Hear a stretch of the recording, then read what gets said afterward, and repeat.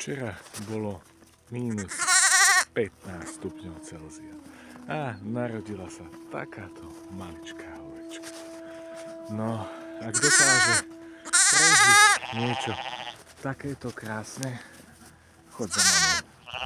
Tak o čo ľahšie vieme žiť na tomto svete my, ľudia.